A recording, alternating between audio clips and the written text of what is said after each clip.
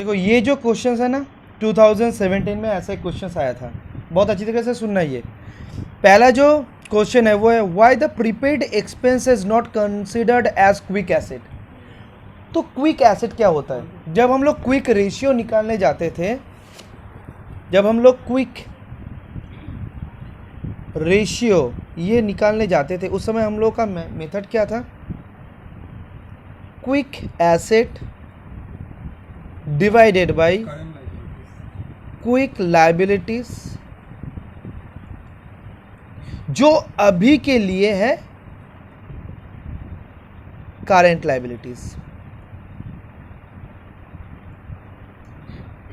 अब ये quick asset क्या है? क्विक एसेट मतलब होता है वो सब एसेट जो अभी के अभी कैश में तुम कन्वर्ट कर सकते हो, ठीक है। और ये क्विक एसेट हम लोग को कैसे मिलेगा? करंट एसेट से अगर हम लोग स्टॉक, जिसको और एक नाम से भी हम लोग बोल सकते हैं, दैट इज इन्वेंटरीज, और प्रीपेड एक्सपेंस, ये दोनों अगर माइनस करेंगे तो जितना एसेट बचेगा वही होगा क्विक एसेट, ठीक है। अब ये दोनों क्यों माइनस करना होगा? क्योंकि एक बिजनेस का जो स्टॉक है उस स्टॉक को तुम जब चाहे कैश में कन्वर्ट कर नहीं सकते हो, क्योंकि पहले कस्टमर चाहिए, पहले उन लोगों को कन्विंस करना होगा, तब वो लोग खरीदेगा, तब उन लोगों को ये बताएगा कितना दिन बाद वो पैसा पेमेंट करेगा, तब जाके वो कैश में कन्वर्ट हो सकता है। तो तुम स्टॉक को कैश में कन्वर्ट नहीं कर सकते जब तुम चाहो। इसलिए क्विक एसेट्स जब हम लोग निकालने जाएंगे, ये स्टॉक को हम लोग को क्या करना है? माइनस कर देना है, ठीक है। उसके बाद प्रीपेड एक्सपेंस को भी माइनस करना है। इसके पीछे लॉजिक क्या है? प्रीपेड एक्सपेंस का मतलब क्या होता है? एक जन से बेनिफिट लेना है, उनको पहले ही पेमेंट तुम कर चुके हो, ठीक है, तो पहले से पेमेंट हो चुका है इसलिए वो एसेट है। मगर उस चीज़ को तो फिर से तो मांग नहीं सकते हो ना कि आपको तो मैं जो इन एडवांस में फीस दे चुका था वो आप मुझे फिर से लौटा दीजिए, ये तो तुम मांग नहीं सकते हो ना। इसलिए प्रीपेड एक्सपेंस भी वो एक ऐसा आइटम है जो माइनस करना पड़ता है करंट एसेट से। क्यों? क्विक एसेट को डिटरमाइन करने के लिए। तो यही क्वेश्चन था इस जगह पे कि why the prepaid expense is not considered as quick asset, क्योंकि ये जो प्रीपेड एक्सपेंस है ये तुम तभी के तभी कैश में कन्वर्ट कर नहीं सकते हो, इसलिए उसको क्विक एसेट के हिसाब से कंसिडर नहीं किया जाता है। जैसे मान लो करंट एसेट से अगर तुम स्टॉक और प्रीपेड एक्सपेंस माइनस कर दोगे तो जो बचेगा, अब क्या बचेगा? मान लो डेटर्स, बिल्स रिसीवेबल, जिस दोनों को मिला के हम क्या बोल सकते हैं? Trade receivables. इसका मतलब सेम ही होता है। ट्रेड रिसीवेबल्स मतलब एक बिजनेस को जहां से पैसा मिलेगा, दैट इज ट्रेड रिसीवेबल्स, ठीक है। तो ट्रेड रिसीवेबल्स में क्या क्या आता है? डेटर्स और बीआर, बिल्स रिसीवेबल्स, ठीक है। उसके बाद कैश, बैंक, ये सब चीज, और भी जो शॉर्ट टर्म इन्वेस्टमेंट, ठीक है, शॉर्ट टर्म इन्वेस्टमेंट, ये सब चीज एक्सेट्रा इंक्लूड होता है क्विक एसेट में। क्यों? क्योंकि ये जितना भी एसेट है जब मन चाहे तुम उसको कैश में कन्वर्ट कर सकते हो, ठीक है। इसलिए जो क्वेश्चन था कि प्रीपेड एक्सपेंस को तुम क्विक एसेट क्यों नहीं बोल सकते हो? क्योंकि इसको तुम तभी के तभी तुम कैश में कन्वर्ट नहीं कर सकते हो। सेम वे में इसको भी तुम क्विक एसेट नहीं बोल सकते हो, स्टॉक को भी, ठीक है। कोई प्रॉब्लम है? अच्छा, एक चीज, ये जो क्विक रेशियो है, तब हम लोग क्या करेंगे? क्विक रेशियो क्या करेंगे? क्विक रेशियो अगर निकालना है तो हम लोग क्विक एसेट को डिवाइड कर देंगे करंट लायबिलिटी से। अब ये क्विक एसेट कैसे निकलेगा? करंट एसेट से अगर स्टॉक या फिर प्रीपेड एक्सपेंस ये दोनों माइनस कर दोगे तो ऑटोमेटिकली जो निकल के आएगा वही होगा क्विक एसेट। अब तुम लोग ये बोलोगे कि भैया हो सकता है कि मान लीजिए करंट एसेट में अब जो जो चीज़ इस जगह पे लिखे है उसमें अगर कोई नहीं रहा तो नहीं रहा, प्रॉब्लम क्या है? जैसे मान लो ना हम लोग 10 जन मिलके एक क्लास करते हैं, आज कितना जन है? 5 जन है, तो उसी हिसाब से क्लास हो रहा है, प्रॉब्लम क्या है? ठीक है। इसलिए जो जो डेटा रहेगा हम सिर्फ उसको ही कंसिडर करेंगे, उसको लेके सोचना नहीं है, कंफ्यूज नहीं होना है। तो इसलिए करंट एसेट में जो जो चीज़ रहेगा उसमें से स्टॉक और प्रीपेड एक्सपेंस। अगर ये दोनों रहा तो दोनों को माइनस करेंगे, अगर सिर्फ एक रहा तो वही से माइनस कर देंगे। क्या निकालने के लिए? क्विक एसेट निकालने के लिए। तो क्विक एसेट ऊपर में बैठा देंगे। और पहले क्या था, क्विक रेशियो निकालने के लिए quick asset divided by quick liability होता था, ठीक है। मगर अभी क्या हो रहा है, क्विक लायबिलिटी मतलब ही होता है करंट लायबिलिटी, ठीक है। तो इसलिए क्विक लायबिलिटी अलग से कुछ समझना नहीं है। क्विक एसेट को अगर करंट लायबिलिटी से तुम डिवाइड कर दोगे तो जो रेशियो निकल के आ जाएगा वही होगा क्विक रेशियो, ठीक है। अब तुम लोग ये पूछ सकते हो कि भैया करंट एसेट का मतलब क्या होता है, करंट लायबिलिटी का मतलब क्या होता है, एक बार डिस्कस कर लेते हैं। देखो जो एसेट होता है ना, जो एसेट होता है ये क्यों होता है बिजनेस के लिए? बेनिफिट मिलने के कारण से, कि बेनिफिट हम लोगों को मिलेगा। अब ये जो बेनिफिट मिलेगा ये अगर टाइम के ऊपर बेस करके तुम सोचोगे तो देखना दो किस्म का एसेट तुम्हें मिलेगा। एक एसेट जो मोर देन 1 ईयर के लिए बेनिफिट देगा, और एक एसेट जो लेस देन 1 ईयर के लिए बेनिफिट देगा। तो जो लेस देन 1 ईयर, ठीक है, समय के लिए जो बेनिफिट देगा उसी को हम लोग बोलेंगे करंट एसेट।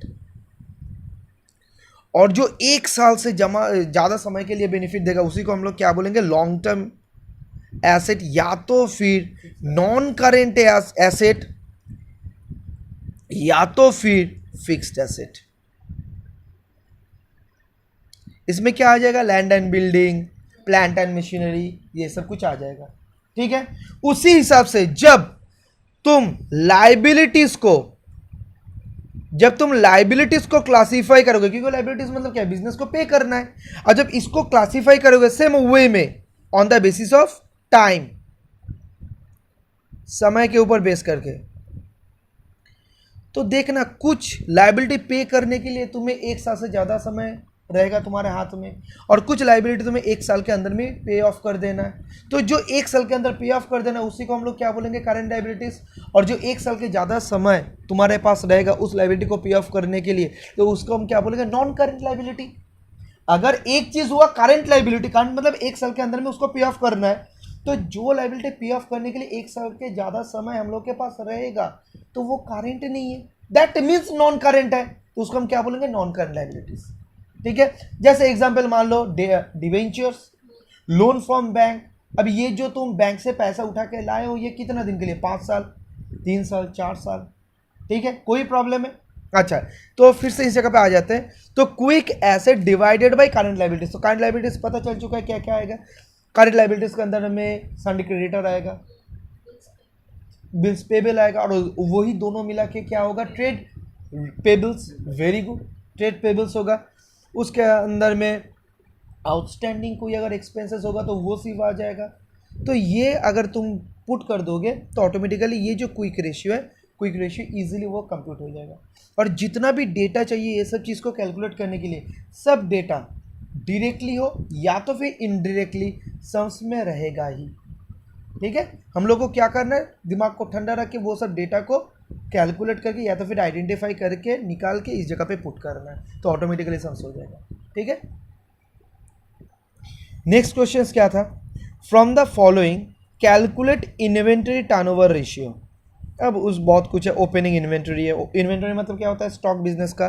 क्लोजिंग इन्वेंटरी है, रेवेन्यू फ्रॉम ऑपरेशंस है, ग्रॉस प्रॉफिट है, ठीक है। पहले हम लोग क्या कर लेंगे? ये जो इन्वेंटरी टर्नओवर है पहले उसको अच्छी तरीके से समझ लेंगे। तो देखो इस जगह पे पहले हम लोग ये इन्वेंटरी टर्नओवर जो रेशियो है पहले उसका जो कंसेप्ट है उसको अच्छी तरीके से समझ लेते हैं, ठीक है। इन्वेंटरी टर्नओवर रेशियो को अगर समझना है तो ये डिस्कस हो भी गया था कि वीडियो भी है। वो कहाँ पे आता है? एक्टिविटी रेशियो के अंदर। एक्टिविटी जितना भी रेशियो है उस रेशियो के अंदर में ये इन्वेंटरी टर्नओवर रेशियो आता है। और एक्टिविटी रेशियो किस चीज़ को डिनोट करता है? कि एक बिजनेस का एक्टिवनेस कितना है। अगर एक्टिवनेस ज़्यादा होगा तो बिजनेस अच्छी तरीके से वो परफॉर्म कर रहा है, तो ऑब्वियसली बिजनेस आगे भी अच्छी तरीके से मूव कर पाएगा। तो उसी हिसाब से बिजनेस का ऊपर कोई डिसीजंस ले सकते हैं कि इन्वेस्ट वो करेगा कि नहीं करेगा, ठीक है। तो एक्टिविटी रेशियो एक्टिवनेस को एक बिजनेस का डिनोट करता था। उसमें बहुत सारा हम लोग रेशियो बहुत अच्छी तरीके से सीख चुके थे। उसमें एक था इन्वेंटरी टर्नओवर रेशियो। अब ये इन्वेंटरी अगर फिर से हम लोग इसको समझेंगे तो क्या होगा? इन्वेंटरी मतलब क्या होता है? स्टॉक। और टर्नओवर मतलब घूमना।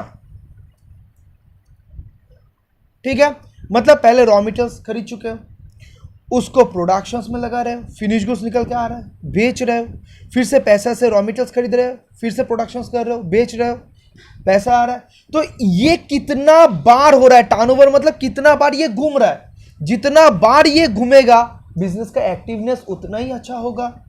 ठीक है, वही मेजर करने के लिए जो रेशियो हम डिटरमाइन करते हैं उसी का नाम होता है इन्वेंटरी टर्नओवर रेशियो।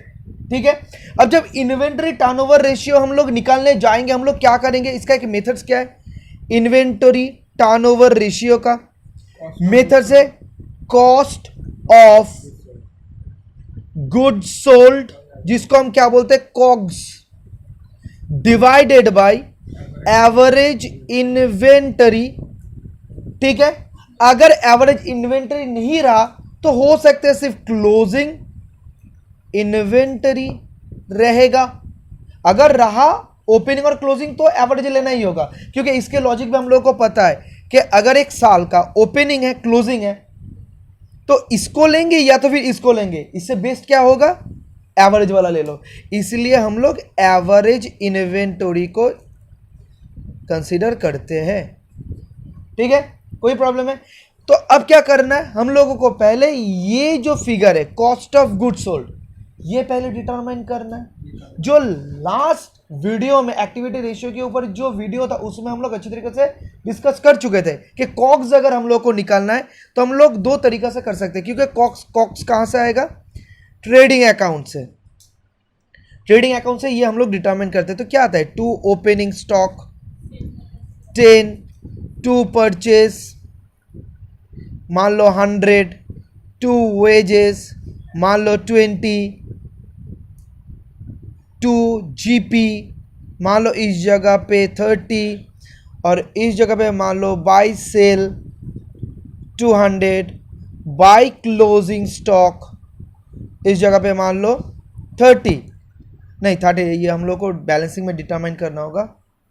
तो इस जगह पे आ रहा है 160। एक काम करो, जो इस जगह पे बाय सेल बोल के आ रहा है ना, इसको हम कर देते हैं 140 और इसको कर देते हैं 20, तो आया कितना 160, ये 140 है, क्लोजिंग स्टॉक 20 है। ठीक है, अब हम लोग कैसे कॉक्स को निकाल पाएंगे, कॉक्स का मतलब क्या होता है, कॉस्ट ऑफ गुड्स सोल्ड, जो तुम बेचे हो दैट इज 140 का सेल वैल्यू है ना, ये जो चीज तुम बेचे हो इसका कॉस्ट कितना है वही डिटरमाइन करना है, और वही होता है COGS, cost of goods sold. ठीक है, तो एक काम कर सकते हैं, दो तरीका से हम लोग इसको डिटरमाइन कर सकते हैं। एक तो है स्ट्रेट वे, दो तरीका से हम लोग कॉग्स को डिटरमाइन कर सकते हैं। एक है सेल से, सेल हुआ, सेल में से जो ग्रॉस प्रॉफिट है, सेल में ये जो 140 है इसमें तो प्रॉफिट कितना है, 30 इंक्लूडेड है ना। अगर ये प्रॉफिट को तुम ऐड कर माइनस कर दोगे तो ऑटोमेटिकली निकल के क्या आएगा, जो चीज तुमने बेचे उसका कॉस्ट पे निकल के आ जाएगा। जो तुम्हारा सेल वैल्यू था कितना था 140, उसमें प्रॉफिट इंक्लूडेड है 30, तो अगर 140 से वो 30 माइनस कर दोगे तो जो आएगा दैट इज कितना आएगा 110, क्योंकि इस जगह पे आया 140, इस जगह पे आया 30, तो इस जगह पे कितना आएगा 110। ये 110 क्या होगा, कॉग्स ही ना होगा, कि जो माल तुम बेचे हो उसका कॉस्ट कितना, that is profit element included नहीं है। तो इस तरीके से भी तुम डिटरमाइन कर सकते हो। और कैसे, देखो इस जगह पे ये जो प्रोसेस है, इस प्रोसेस में तुमने ये डेटा और ये डेटा को तो कंसिडर किया, और बाद बाकी जो भी डेटा बचा हुआ है दैट इज दिस, अगर इसको भी तुम कंसिडर करोगे ना, इस तरीका से भी तुम कॉक्स को डिटरमाइन कर सकते हो।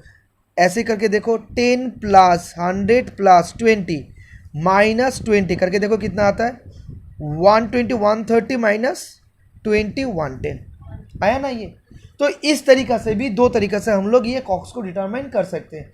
अब तुम लोग कैसे करोगे वो डिटरमाइन होगा, या तो फिर डिपेंड करेगा जो क्वेश्चन है उसमें कौन सा डेटा है। अगर मान लो डेटा सेल और ग्रॉस प्रॉफिट है तो इस तरीका से तुम्हें कॉक्स को निकालना है, क्योंकि कॉक्स तो तुम्हें चाहिए, क्यों चाहिए, क्योंकि तुम्हें इन्वेंटरी टर्नओवर निकालना है, तो कॉक्स तो ऊपर में लिखना ही होगा।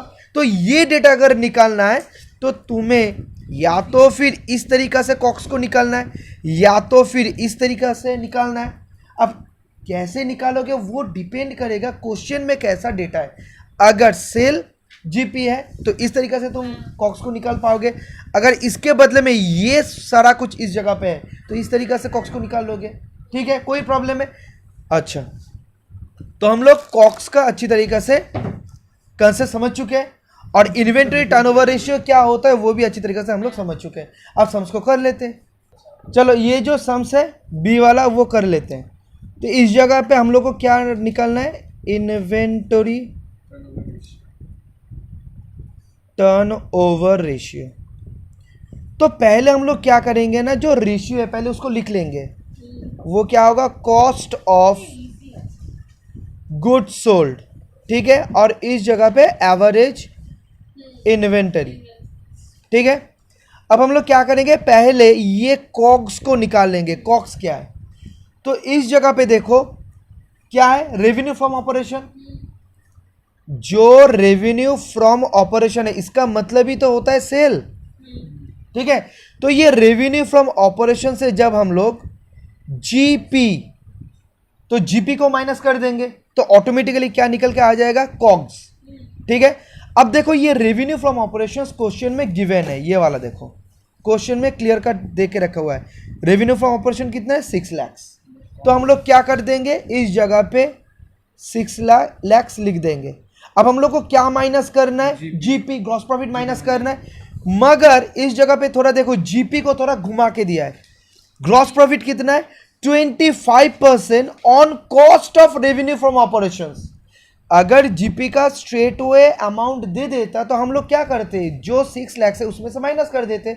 मगर इस जगह पे वो क्लियर कट नहीं देके बोल रहा है जो कॉस्ट ऑफ गुड्स सोल्ड है उसके ऊपर अगर 25% तुम चार्ज करोगे तब जीपी का अमाउंट तुम्हें मिल जाएगा। अब क्वेश्चन कुछ ऐसा आ गया, मुझे चाहिए क्या? कॉग्स।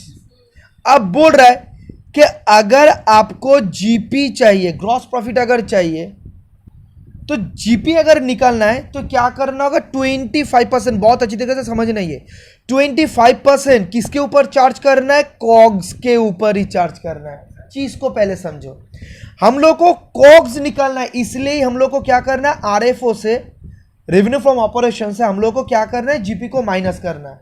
मगर इस जगह पे बोल रहा है अगर जीपी तुम्हें निकालना है तो कॉक्स के ऊपर 25% चार्ज करो। अरे ये कैसा सिचुएशन होगा? कॉक्स के लिए मुझे जीपी चाहिए, अब जीपी अगर निकालना है तो कॉक्स चाहिए। हो गया ना कंफ्यूजन?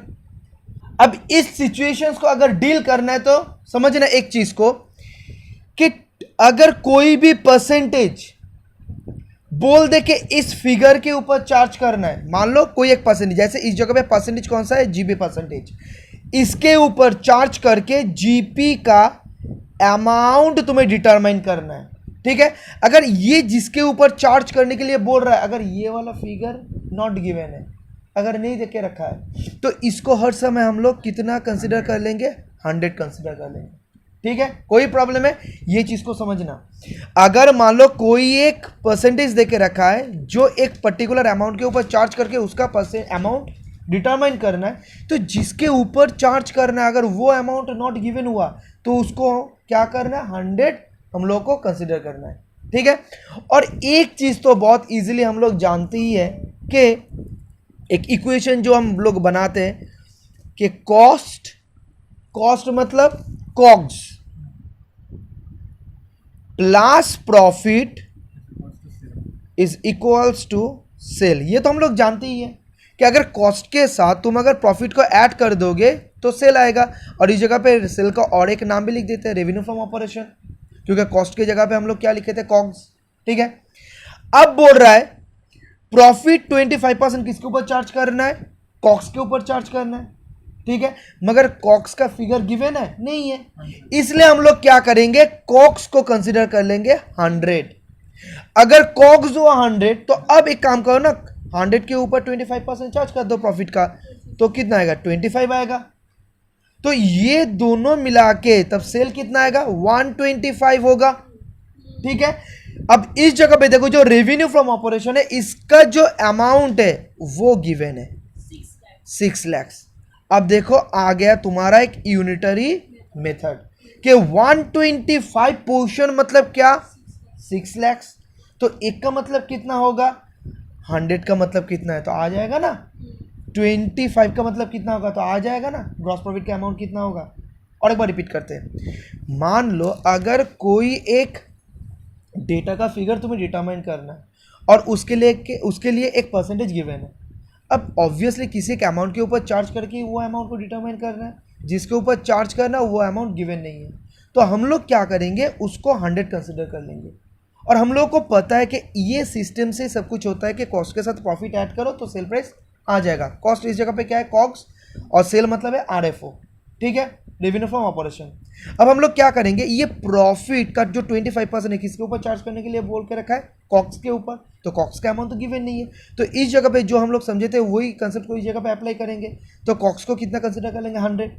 तो अगर कॉक्स हुआ 100 तो प्रॉफिट कितना होगा, 25%, दैट इज 25 होगा। तो कॉग्स और प्रॉफिट ये दोनों अगर ऐड करेंगे तो क्या आ जाएगा, सेल वैल्यू आ जाएगा 125। और इस जगह पे देखो सेल वैल्यू का फिगर गिवन है, तो इस जगह पे एक यूनिटरी रिलेशन हम लोग तैयार कर सकते हैं कि 125 पोर्शन 125 पोर्शन मतलब होता है 6 लाख। 1 का मतलब होगा ऑब्वियसली कम, तो 6 लाख डिवाइडेड बाई 125। अब अगर 100 करोगे तो ये कॉग्स निकल के आ जाएगा, अगर 25 करोगे तो प्रॉफिट निकल के आ जाएगा। तो हम लोग डायरेक्टली क्या कर लेंगे इस जगह पे 25, क्योंकि हम लोग को क्या चाहिए, हम लोगों को ग्रॉस प्रॉफिट चाहिए, ठीक है। इसलिए डायरेक्टली हम लोग इस जगह पे क्या करेंगे, 25 का कितना अमाउंट होना चाहिए वो निकाल लेंगे हम लोग। तो 6 लाख डिवाइडेड बाई 124 इंटू 25, ये जो इक्वेशन हुआ इस इक्वेशन से निकल के आ जाएगा कि ग्रॉस प्रॉफिट कितना है, 125 इंटू 25, तो कितना आया 1,20,000। ये हुआ तुम्हारा ग्रॉस प्रॉफिट, ठीक है। अब ये जो डेटा हुआ ये डेटा को हम लोग इस जगह पे पुट कर देंगे 6 लाख, क्योंकि हम लोग को कॉग्स निकालना है ना, ठीक है। तो आरएफओ कितना था 6 लाख, इसमें से 1,20,000 माइनस कर दो तो निकल के आ जाएगा 4,80,000 है कॉग्स, ठीक है। कोई प्रॉब्लम है, ये इस जगह से भी तुम डायरेक्टली कर सकते थे। अगर 100 तुम कंसिडर कर लेते तो डायरेक्टली इस जगह पे कॉग्स निकल के आ जाता 480। तो इसी तरीका से डेटा को तुम्हें दिमाग को लगा के कंसेप्ट को दिमाग में रख के निकालना होगा और पुट करके ये डेटा को फर्दर और एक डेटा को डिटरमाइन करना होगा, जो अल्टीमेटली इस जगह पे बैठा के तुम सब उसको इजीली कर सकते हो। तो कॉग्स निकल के आ गया कितना 4,80,000 और एवरेज इन्वेंटरी ये तो इजी है, देखो ओपनिंग इन्वेंटरी कितना था 28,000 प्लस 52,000 ऐड कर दो डिवाइडेड बाई 2 तो आ गया एवरेज। तो 40,000 से डिवाइड कर दो। अब एक काम करो 4,80,000 डिवाइडेड बाई 40,000 तो आया 12 टाइम्स, बस हो गया। तो ये जो इन्वेंटरी टर्नओवर हुआ वो कितना हुआ 12 टाइम्स, ठीक है। कोई प्रॉब्लम है, ठीक है। चलो ये ए हो गया, बी हो गया। अब देखते हैं ये सी में क्या है। From the following information calculate up to 2 decimal places, मतलब पॉइंट के बाद सिर्फ 2 ही घर को कंसीडर करना है, ठीक है। 2 decimal places. Trade receivables turnover ratio मतलब क्या है, डेटस टर्नओवर, वही तो है। हम लोग डेटस नहीं बोलेंगे, ट्रेड रिसीवेबल्स मतलब वही एग्जैक्टली, ठीक है, उसको डिटरमाइन करना है। ऑपरेटिंग रेशियो भी हम लोग को पता है, नेट प्रॉफिट रेशियो भी पता है, और इस जगह पे बहुत सारा डेटा गिवन है। तो पहले हम लोग क्या करेंगे, ट्रेड रिसीवेबल टर्नओवर रेशियो को डिटरमाइन करेंगे, पहले उसको समझ लेंगे, उसके बाद इस जगह से खोज के क्या क्या चीज़ लगेगा उसको पुट करके वो रेशियो डिटरमाइन कर लेंगे, ठीक है। तो डिस्कस कर लेते हैं पहले। अब ये ट्रेड रिसीवेबल टर्नओवर रेशियो किया, वो भी एक बिजनेस का एक्टिवनेस को मेजर करने में हेल्प करता है, ये भी डिस्कस हो गया था, इसके ऊपर भी वीडियो।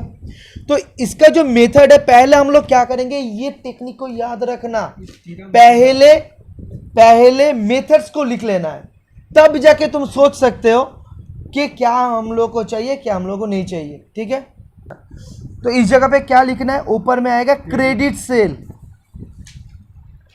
अब क्रेडिट सेल ही क्यों, क्योंकि जो ट्रेड रिसीवेबल्स है मतलब बिजनेस को जहां से पैसा मिलेगा, तो कहां से मिलेगा, सेल करोगे तब ना जाके पैसा मिलेगा। अगर कैश सेल हुआ तो सेल करते करते पैसा मिल चुका है, तो पैसा मिलेगा तो ऑब्वियसली क्रेडिट सेल हुआ है, तब ना जाके ये वाला ट्रेड रिसीवेबल तैयार हुआ है। तो इसीलिए ऊपर में आएगा क्रेडिट सेल, ठीक है, और नीचे आएगा एवरेज ट्रेड रिसीवेबल्स या तो फिर क्लोजिंग ट्रेड रिसीवेबल्स।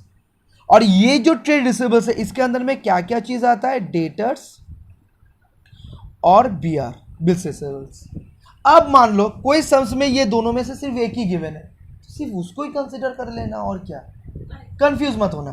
मान लो जो एवरेज हम लोग ट्रेड रिसीवेबल्स बोल रहे हैं ना, तो इस जगह पे डेटर्स और बीआर कंसिडर होता है। अगर मान लो जो क्वेश्चंस है उसमें अगर कोई एक चीज है तो ये सोचने मत लग जाना दूसरा वाला चीज कहाँ है, जो नहीं है नहीं है, जो है उसको लेके तुम्हें पूरा अल्टीमेटली सम्स को कंप्लीट करना है। ठीक है, तो हो गया ये वाला मेथड। अब हम लोग को क्या चाहिए, पहले हम लोग को चाहिए क्रेडिट सेल को निकालना। अगर वो क्रेडिट सेल गिवन होगा क्लियरली तो उसको हम लोग लिख देंगे। अगर उसके बाद वो अगर लिखने के बाद हम लोग को क्या चाहिए, एवरेज ट्रेड रिसीवेबल्स। अगर एवरेज निकालना है तो क्या करना होगा, opening plus closing divided by 2 करना होगा। ठीक है, तो इसलिए ओपनिंग भी चाहिए क्लोजिंग भी चाहिए। अगर ओपनिंग क्लोजिंग नहीं रहा, अगर सिर्फ क्लोजिंग है तो क्लोजिंग को ही कंसिडर कर लेंगे। ठीक है, तो अब हम लोग को क्या करना है, ये सब चीज़ को खोजना है, जहाँ पे ये सब डेटा है खोज के उसको हम लोग पुट कर देंगे। इसीलिए पहले मेथड को लिख लेना है, तो ये तुम्हें गाइड कर देगा कि कौन सा चीज़ को तुम्हें चाहिए ये रेशियो निकालने के लिए। नहीं तो पूरा चीज़ को खोजते ही रहोगे और अल्टीमेटली सम होगा नहीं, कंफ्यूज हो जाओगे। कोई प्रॉब्लम है, इसलिए पहले क्या चाहिए हम लोगों को, क्रेडिट सेल। अब क्रेडिट सेल को पहले खोज लो, कहाँ पे, देखो कैश रेवेन्यू फ्रॉम ऑपरेशन। अब ये कैश रेवेन्यू फ्रॉम ऑपरेशन मतलब सेल, ये हुआ क्या, cash cell. Net purchase credit revenue from operation, देखो क्लियरली गिवन है, क्रेडिट रेवेन्यू फ्रॉम ऑपरेशन मतलब यही तो है क्रेडिट सेल, तो क्लियरली तो गिवन है। ठीक है, तो इसको हम लोग लिख लेंगे 3 लाख लिख लेते हैं ऊपर में। ठीक है, अब हम लोग को क्या चाहिए, ट्रेड रिसीवेबल्स चाहिए। ठीक है, ट्रेड रिसीवेबल्स में क्या आता है, डेटा और बिल्स रिसीवेबल्स। तो थोड़ा देख लेते हैं और क्या क्या चीज़ है ये दोनों के ऊपर में। देखो closing debtors 80,000, closing bills receivables 60,000, और कुछ है एडमिनिस्ट्रेटिव एक्सपेंसेस और कुछ नहीं है। तो क्लोजिंग ही है ना, तो हम लोग तो बोल नहीं सकते तो ओपनिंग कहाँ है। अरे एवरेज अगर नहीं हुआ तो क्लोजिंग से भी तो हो सकता है, हम लोग तो ये डिटरमाइन कर सकते हैं। तो ये दोनों अगर ऐड कर देंगे तो कितना आएगा, 80,000 और 40,000, दैट इज 1,40,000। तो इस जगह पे हम लोग 1,40,000 लिख देंगे। तो इस जगह से निकल के आ जाएगा कि डेटा टर्नओवर या तो फिर ट्रेड रिसीवेबल्स टर्नओवर रेशियो कितना है, 3 lakh divided by 1,40,000, that is 2.14। क्योंकि इस जगह पे क्लियरली बोल के रखा है कि 2 डेसिमल पॉइंट के बाद 2 घड़ी तुम्हें कंसिडर करना है। ठीक है, कोई प्रॉब्लम है, और इसमें कोई प्रॉब्लम नहीं है क्योंकि एवरेज हम लोग को कंसिडर करना है, क्योंकि क्लोजिंग भी ले सकते हैं अगर ओपनिंग नहीं रहा तो। मान लो जो क्लोजिंग है तो इस जगह पे तो ओपनिंग नहीं था ना, तो हम लोग क्या कर सकते हैं, ये एज्यूम कर सकते हैं कि जो क्लोजिंग है वही ओपनिंग है। तो ओपनिंग और क्लोजिंग का अमाउंट अगर सेम होगा तो एवरेज भी तो क्लोजिंग का सेम ही आएगा ना। ठीक है, कोई प्रॉब्लम है, तो ये भी हो चुका है। तो नेक्स्ट जो रेशियो वो भी देख लेते हैं।